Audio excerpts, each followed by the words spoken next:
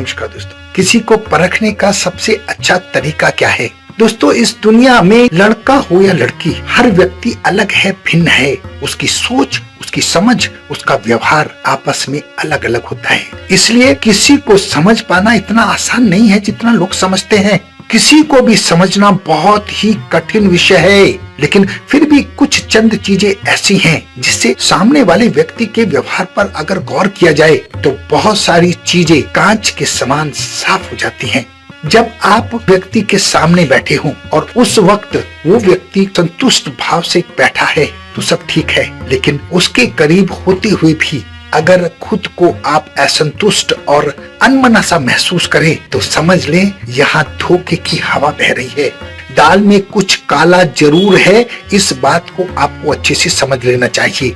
Number 1, जब आप किसी से बात करते हैं तो उसकी आंखों का मूवमेंट, के हाथों का मूवमेंट और उसकी बात करने का अंदाज उसके व्यवहार को काफी हद तक बता देता है। अगर आपने ये सीख लिया तो आप सामने वाले व्यक्ति को अच्छे से समझ सकते हैं। नंबर 2, सामने वाले व्यक्ति के हाव भाव समझें। हाव भाव समझना इतना आसान नहीं होता, लेकिन इतना कठिन भी नहीं है जितना दुनिया वाले कहते हैं। बस थोड़ी सी सतर्कता रखने की जरूरत होती है, थोड़े से ज्ञान की जरूरत होती है, और इस ज्ञान में माहिर होने की कोशिश कीजिए, आपके जीवन में काम आएगा।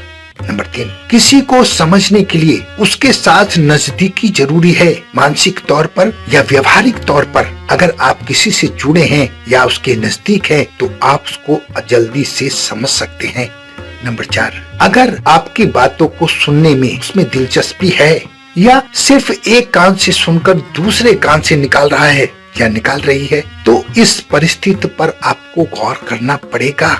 जो आपकी बात सुन ही नहीं रहा है या सुन ही नहीं रही है तो इस बात का आपको इल्म होना चाहिए कि मेरी बात को ये कितनी तवज्जो दे रहे हैं। उसके लिए एक आसान सा कारण यह है कि अगर किसी से बात करते हुए उसके पैर जिससे आप बात कर रहे हैं आपकी तरफ हैं तो इसका मतलब ये होता है कि वो गौर से आपकी बात सुन रहा है। अगर पैर इधर उधर पड़े हैं तो समझ लीजिए वो आपकी बातों में दिलचस्पी नहीं ले रहा है।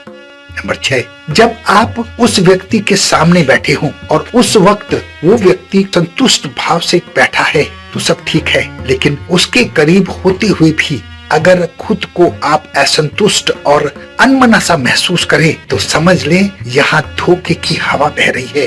दाल में कुछ काला जरूर है, इस बात को आपको अच्छे से समझ लेना चाहिए। अगर मेरी कुछ बातों से आप असहमत हैं तो मुझे कमेंट्स के माध्यम से लिख सकते हैं, लेकिन ये जीवन का निचोड़ है, जीवन में अपना कर देखिए, सच निकलेगी।